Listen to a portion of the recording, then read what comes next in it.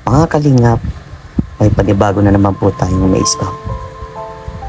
Ang kwentong ito ay hango sa isang namatay na tao at muling nabuhay. Tara mga kalingap, panoorin po natin ang buong kwento ng kanyang buhay at huwag kalimutang mag-like, share, subscribe. So ayan mga kalingap, isang magandang umaga po sa inyong lahat. So ayan, kung bago pa lang po kayo sa aking YouTube channel, ako po si Vincent Calyada, ang iyong masipag na scouter. Please like and share po nitong video ito para mapalawak pa po natin ang pagtulong po sa mga taong nangangailangan.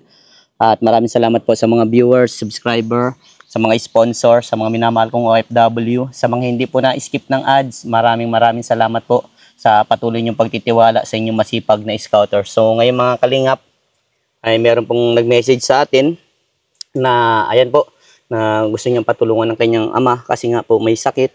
Tapos at ayan, abutan po natin ng tulong mula po kay Ninang Nena. Nagpaabot po siya ng biyaya para sa mga tinutulungan po natin. Maraming salamat po Ninang Nena sa patuloy niyo pong pagtulong po sa mga taong talagang kapos po nangangailangan po ng kanilang tulong. So ito pong tutulungan po natin ay minessage po sa atin through isang citizen po. Tapos yan, ang kanilang bahay ay puro trapal. Mais man po ang kanilang bubong pero yung paligid po ng kanilang bahay talagang trapal na lang po. So ayan, abutan po natin ng biyaya mula po kay Ninang Nena. Tara po mga kalingap, puntahan po natin sila. So ayan mga kalingap, ito yung kanilang bahay. So ayan, makikita nyo mga kalingap, puro trapal. Ayan, ito si tatay. Trapal. Hello po, magandang umaga po. Pwede po magpasok tayo. Ang grabe mga kalingap po. Yung kanilang bahay, trapal lang talaga. Sa bahay namin mag-asawa. Opo. Tay, okay lang po, may kabit ako sa iyo tay. Mic lang po to para po, kabit ko lang po So ayan, tay. Good morning. Good morning din po. Ako po si Vincent Calyada, isang charity vlogger po mula sa Team Kalingap. Ay, nagpapasalamat man po at nakarating ka. Po. Nakita mo ang kalagayan namin kung paano.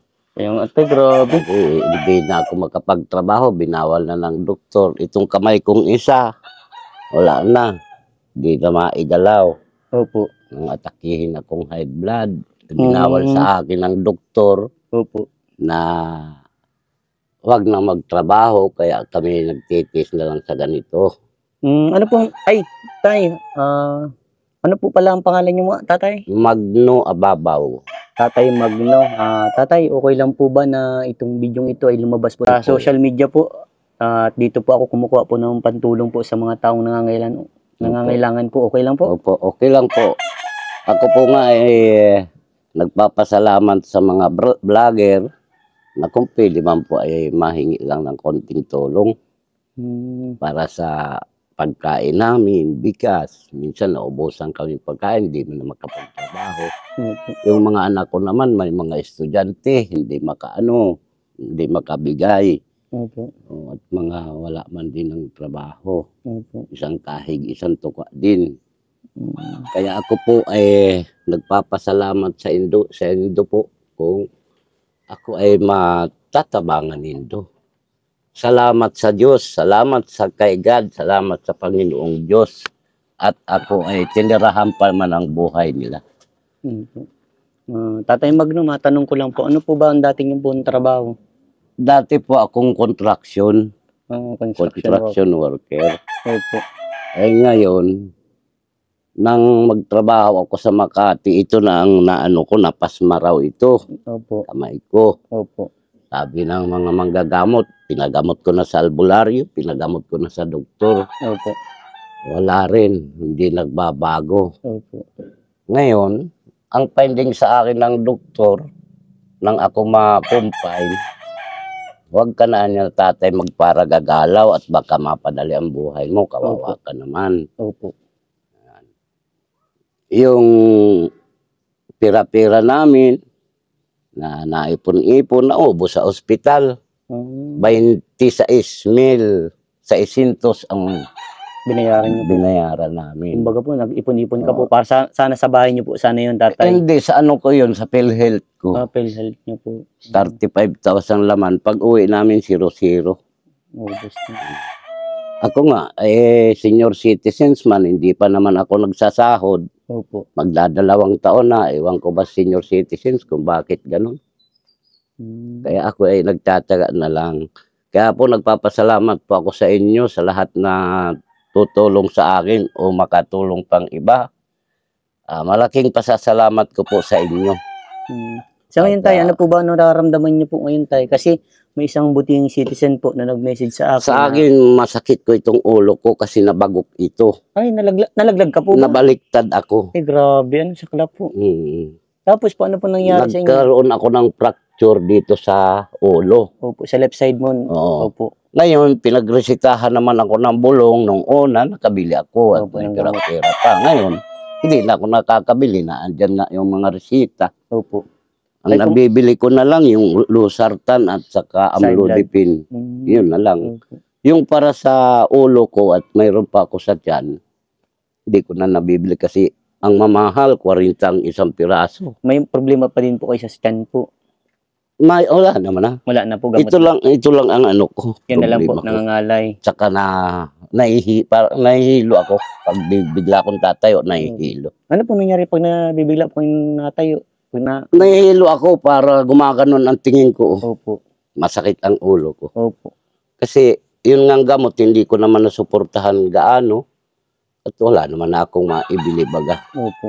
Kahirapan baga ngayon. Kaya ako ay nagpapasalamat. Nag-text man ako kay Willie. Wala rin. Po.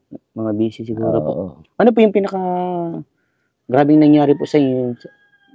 Pinakagrabe yung nangyari sa akin nung maalisan ako ng malay. Ano pong ginawa niyo po nung yung naalis? Kasi naggaano ako sa contraction. Opo. May labit akong martilyo. Napadulas ako doon sa pinaghaluan. Opo. Wala na. Hindi na ako nagkamalay. Ilang Hindi oras na lang ako isang oras. Ay, grabe. Tagal po na. Tumama nga ito sa simento. Diyan, na pinaghaluan. doon po nagkaroon ng fracture. Oo, nagkaroon ng fracture. Tapos po, ano pong nangyari sa inyo? Tapos, sinugod akong ospital nila. Opo. Pagdating ko doon sa ospital, nagtatanong ako at nang magkamalay na ako. Sabi ko, nasaan ako? Nasa ospital ka na. Sabi ko, bakit? Nasa ospital ako. Hindi mo ba alam yung nangyari sa'yo? Napadulas ka. Pagkatapos, parang yung wala akong malay, nananaginip ako na kasama ko na yung mama kong namatay. Ay, grabe po, ano? Oo, tapos nagagala na kami doon sa malawak na bulaklakan, sa gitna ay ermita. Ano pong nakikita niyo sa bulaklakan ng ermita po? Ano po yung maliwanag? Maliwanag Parang siya. sumukabilang buhay na po, tatay, Oo. parang ganun. Tapos ang santa doon sa doon sa ermita ay si yung Peña Francia. Ang nakita niyo po. Oo, ang nakita ko. Parang ang nangyari po, tatay, kasi kung nakasama niyo po yung nanay yung sumakabilang buhay, parang nakasama patay ka na po. Patay na ako. Wala nga akong malay doon. Po. Ang mangyari yun. Kasi ang mga nagkukwento ng ganyan, parang kabilang buhay na po yan. Oo.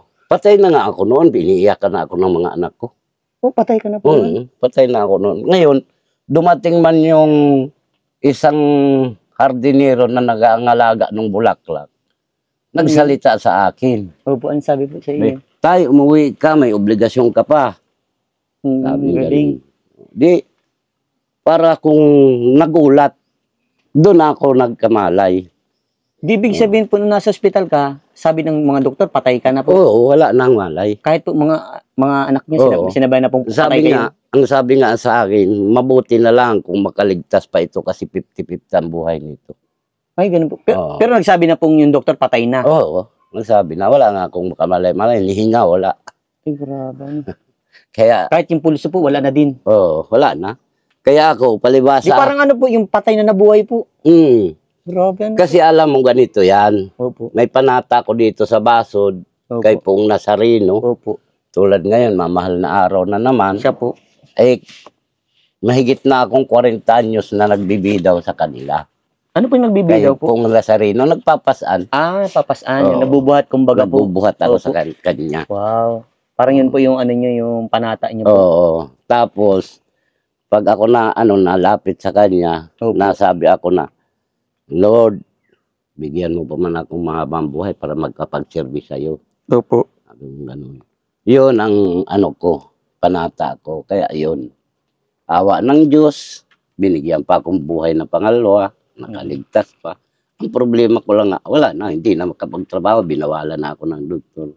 Siguro po, yung purpose mo naman po yung nabuhay ka para siguro enjoy mo po yung buhay mo tayo kasi Oo. na-focus po kayo sa trabaho. Sabi kasi sa akin ng doktor, Opo. huwag kang magalit, huwag kang magtrabaho, at huwag kang masaya. Kasi nakaka-epekto yan doon sa fracture ng utak mo. Kasi yung namuong dugo, hindi makalusot doon sa maliliit na ugat Ugat yung parang karayom. Opo. Yun ang sabi sa akin ng doktor. Di dapat, natural lang po. Natural, kaya gusto, dingdingig ako ng turutugtog. Yun po, gusto parang kalma lang po. Oo, higa-higa lang. But Gusto- parang, napapansin ko sa iyo, tatay, parang nahiiyak ka po.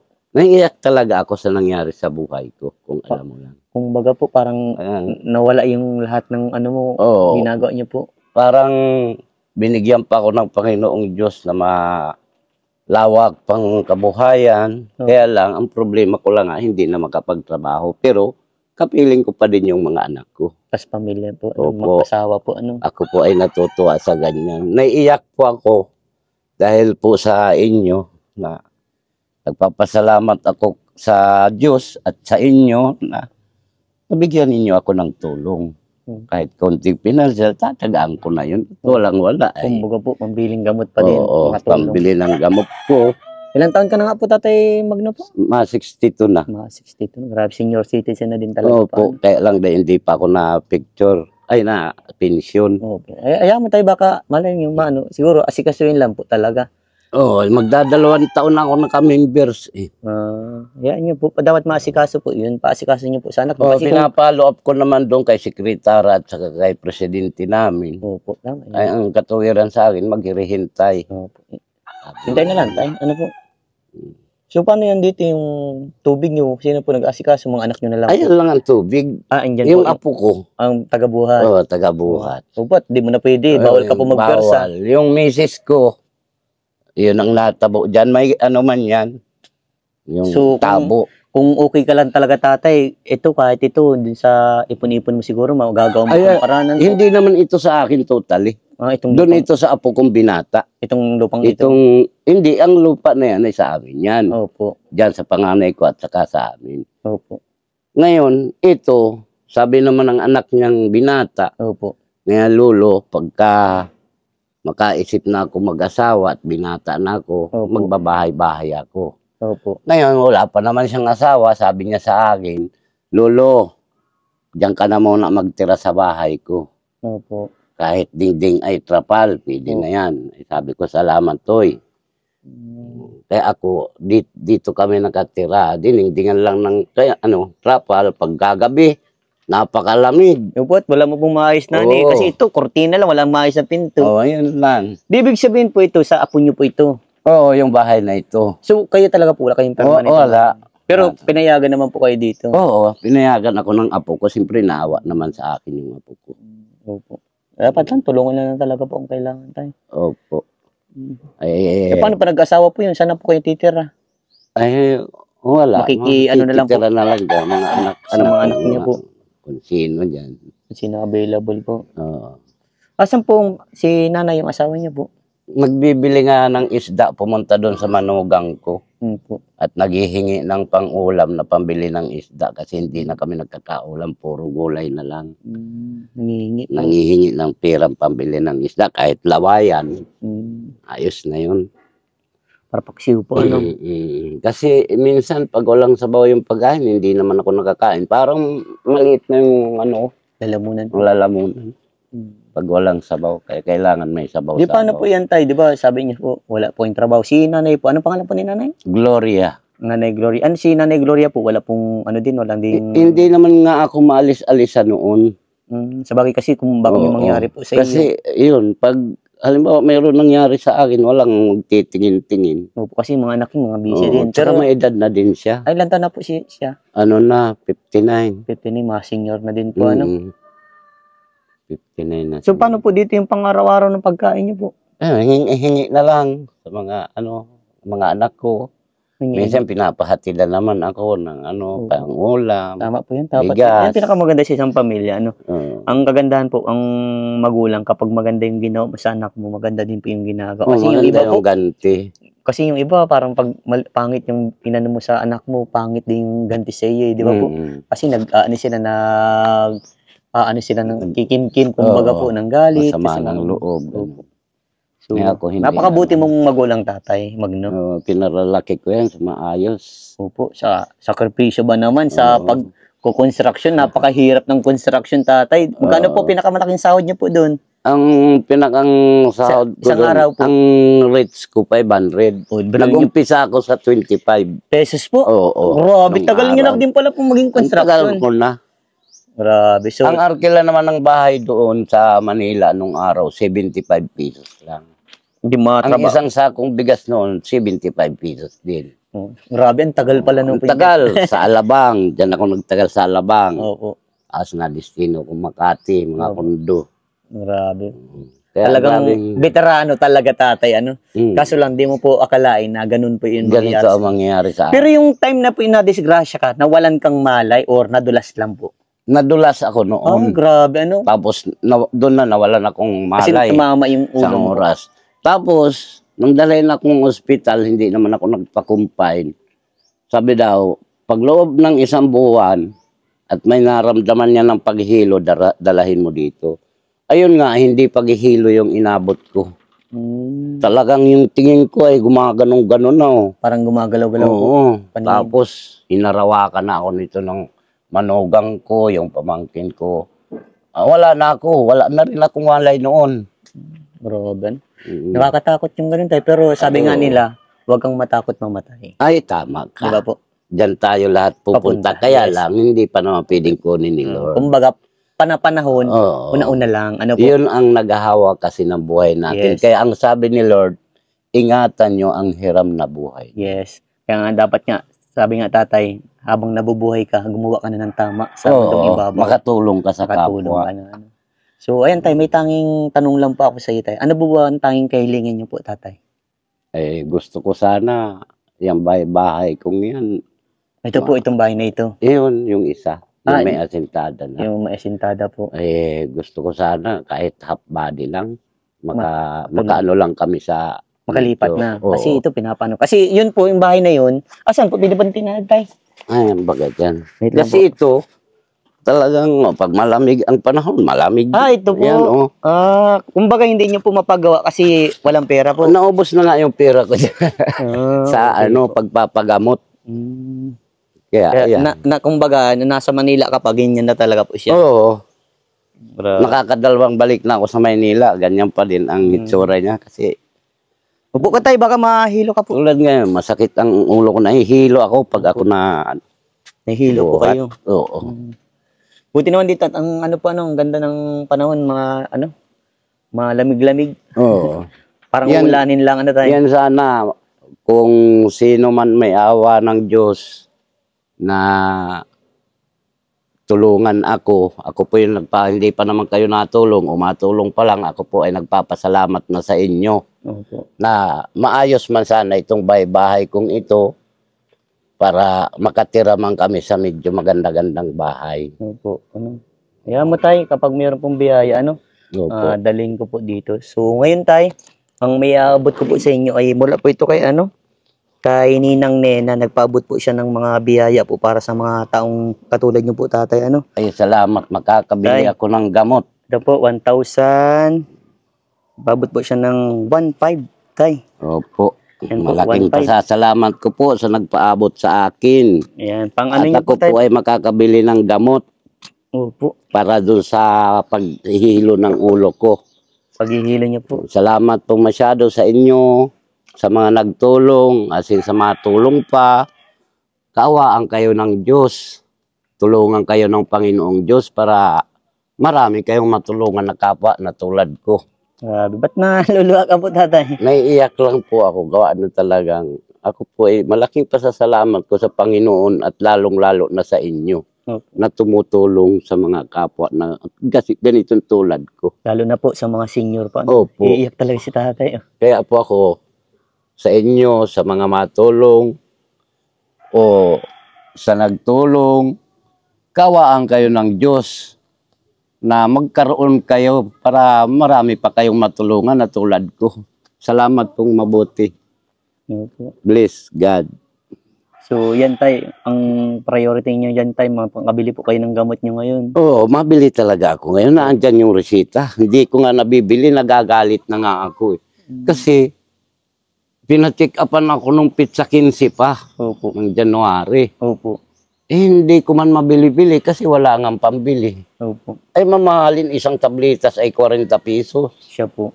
O, ilang 30 piraso ang kailangan. Grabe. Ang tagal Oo. po. Sa 30 piraso na yan, magkano yun? Nasa 4,000 mahigit. Grabe.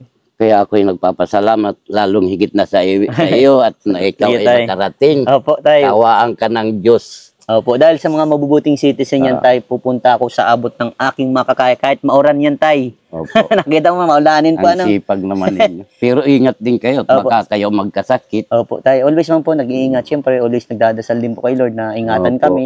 Na siyempre, marami din baga po kaming tinutulungan. At Oo. masaya din ako tatay dahil sa mga ganitong ginagawa ko, marami akong natutulungan. Especially po sa mga katulad yung senior citizen na napapasaya ko at nalalaman ko kung ano mga pinagdadaanan sa buhay.